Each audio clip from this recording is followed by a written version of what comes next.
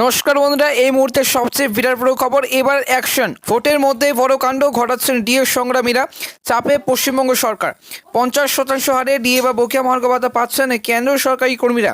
এর পাশাপাশি কিন্তু বাড়ি ভাড়া ভাতা থেকে শুরু করে অন্যান্য ভাতা তো কিন্তু রয়েছেই।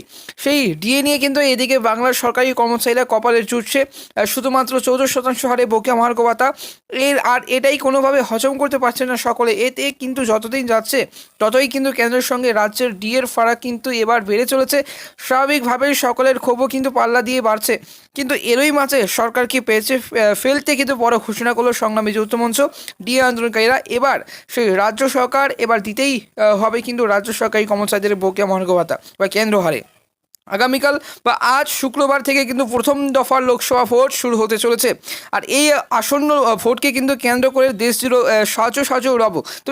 তবে মনে শান্তি নেই রাজ্যের সরকারি কর্মচারীদের। বিগত কয়েকশো দিন ধরে কিন্তু বকেয়া মহার্ঘ ভাতা এবং কেন্দ্র হারে কিন্তু বকেয়া মহার্ঘ ভাতা দাবিতে বিক্ষোভ দেখিয়েই কিন্তু চলেছেন সকলে। কিন্তু এবার না, এবার চরম সিদ্ধান্তের কিন্তু পথে হাঁটতেন সংগ্রামী যৌথ মঞ্চের সদস্যরা। এবার বিক্ষোভের যে অস্ত্রে শান দিতে কিন্তু চরম হুঁশিয়ারি দিলেন সংগ্রামী যৌথ মঞ্চের আহ্বায়ক ভাস্কর ঘোষ। কি বললেন অবশ্যই জানুন আজকের এই ভিডিওতে। এবং ডিএ আন্দোলনকারীদের বড় ঘোষণা আকারে ইঙ্গিতে কিন্তু ভাস্কর ঘোষ জানিয়ে দিলেন যে আগামী মে মাস থেকে মে মাস এবং জুন মাসে লোকসভা ভোটের ফলাফল বের হতেই বৃহত্তর আন্দোলন পথে বাড়াতে চলেছে তারা। মে মাস থেকে পশ্চিমবঙ্গের রাজ্য সরকারি কর্মচারীরা ষষ্ঠ বেতন কমিশনের আওতায় মাত্র 14% হারে কিন্তু ডিএ পাবেন। আগামী মে মাস থেকে সেই ডিএটি কিন্তু কার্যকর হতে চলেছে। এবং আজ কিন্তু সেই ডিএ আন্দোলনকারীরা কিন্তু 449 দিন ধরে আন্দোলন করছেন তারা। যদিও এতে মোটেও কিন্তু মনে গলেনি বিক্ষোভদের। এই যে বড় উল্টে আগুনে কিন্তু ঘি পড়ার কাজ রয়েছে। এবং ষষ্ঠ বেতন মে মাস থেকে পশ্চিমবঙ্গের রাজ্য সরকারি কর্মচারীরা ষষ্ঠ বেতন কমিশনের আওতায় মাত্র কিন্তু 14% হারে দিয়ে পাবেন।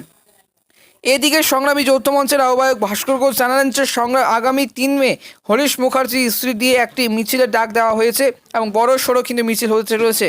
হাজরা মোড় থেকে শুরু হবে সেই মিছিল এবং হরিশ মুখার্জি স্ট্রিট হয়ে হাজরা মোড়েই কিন্তু মিছিল শেষ হবে। লোকসভা ভোটের মধ্যেই জেলায় জেলায় স্ট্রিট কর্নারের কিন্তু এবার কর্নারের আয়োজন করা হতে চলেছে, যেখান থেকে দুর্নীতি সহ অন্যান্য বিষয় নিয়ে প্রতিবাদ জানানো হবে। তিনি আরও কিন্তু জানান যে আগামী 13ই জুন নবান্ন অভিযান করা হবে, তাতে চাকরি প্রার্থীর বিভিন্ন কিন্তু মঞ্চ থাকবে।